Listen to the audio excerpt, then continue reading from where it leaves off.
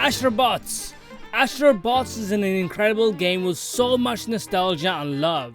And as someone who grew up during the 2000s and who's got into console gaming around the Xbox 360, I never got to play certain PlayStation games till I was much older.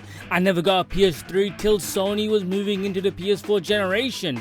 So when I was getting into the PlayStation catalog, there were so many games that I got to play and enjoy, but there were a lot of games I never got to play, and to this day I never have and probably never will. My knowledge of these kind of games came from YouTube with channels like Ridiculous, Did You Know Gaming and such.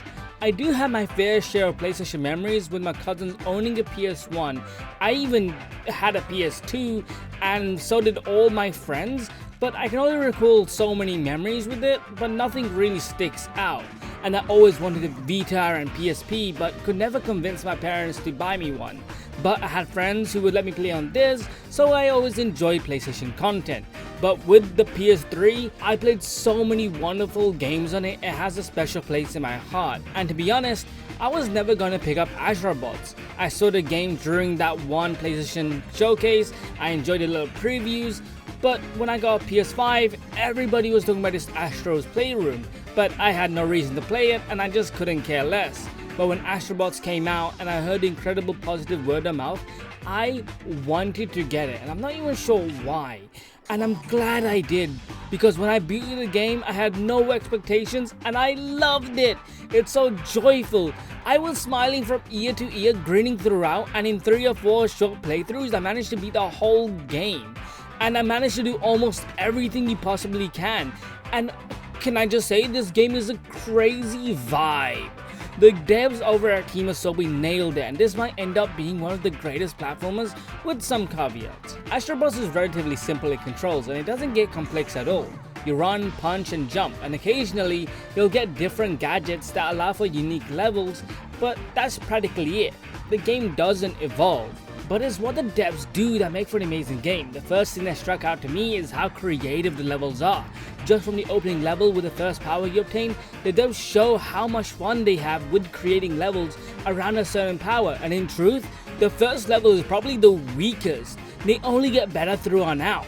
But what the first level and the rest of the game has is the goddamn music. Holy moly, the music is orgasmic. I don't know how to explain it, you just vibe with it. And it has this certain feeling of warmth and joy, but it can also be exhilarating and heart pounding. It's like they managed to contain the various feelings of all the bots, the genres and the games this game tries to pay homage to.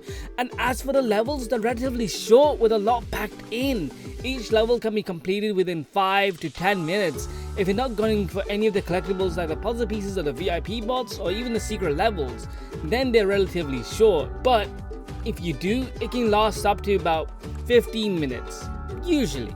And they're not too hard to find, but they do require some thinking and guesswork because some of the ways the devs hit them are incredibly smart. And as someone who's done everything this game has to offer, not once did I feel fatigued compared to other games. And thankfully, when you finish a level and go back to replay it, you can get better that helps you find the secrets if you are finding them super difficult. And the way the levels are presented, each one is so much fun and has so much variety. There's so many callbacks and references to the past and present games. Some of the fun little Easter eggs aren't just from PlayStation catalog, they're from all variety of games. And because the levels are short, they maximize playtime and retention. With each passing level, I'm dumbfounded with how much creativity went into the levels and the way the powers are used. They make for some of the most interesting levels I've played in the game. Some levels are another game with the Astrobot skin over it, and they play it up as a more family-friendly oriented version of that game. And when I say a reskin, I don't mean that in a way of a cheap imitation. I mean they took everything they could and made a love letter to that game with what they could. And honestly, for all intents and purposes, this feels like a Lego game before the voice acting. The bots are expressive and each one you collect end up at a crash site of the first planet you land on. And watching them and the VIP bots grow and expand as you continue to find them is great. And as I'm playing some of those levels and seeing some of those bots, it made me really sad because as I was going through the game and the deeper I was getting into the bots, some of them I never even heard about. There are plenty of times where I would out loud go, who is that? What is that? Who's that from? I think I've officially reached the point of the game where I'm like, huh? Who? I don't know who you are. But I'm sure I'll find out. Secret of the 7-star swords. Oh, he's part of the other guy. Like, the other guy's game. Yeah, no wonder I don't know who that is. And the more I thought about it, the sadder I got, because a lot of the ones that I only knew about because I saw them in other people's videos from a bygone era. Games like Ape Escape, Jak and Daxter, Infamous are probably never coming back.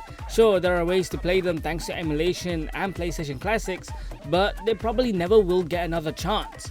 In a way, while it's really cool to see past characters in a new light, it also feels like a graveyard for all the games that used to be that don't exist anymore.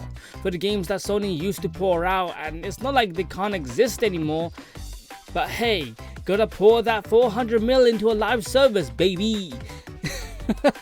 And honestly, I think that's it. I don't know how much more there is to say about Astro Bots. Sure, there are bosses and they're not very difficult, very cool. There are challenges and they're semi-difficult but not really. And I suppose what I would want from this game are much harder levels, more challenges, more complex movement.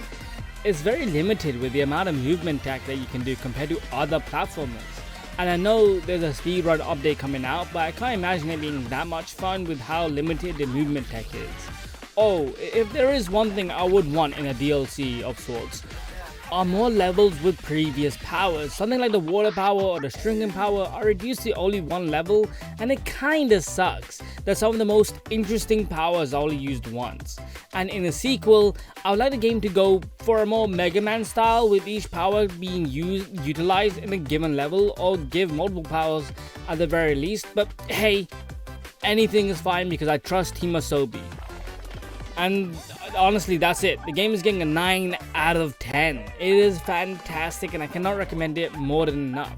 Oh, before I end this video though, I just want to preference this. I love story games and games with incredible dark tones, but games like Astro Bot need to exist as pure fun gameplay made with love is all you really need.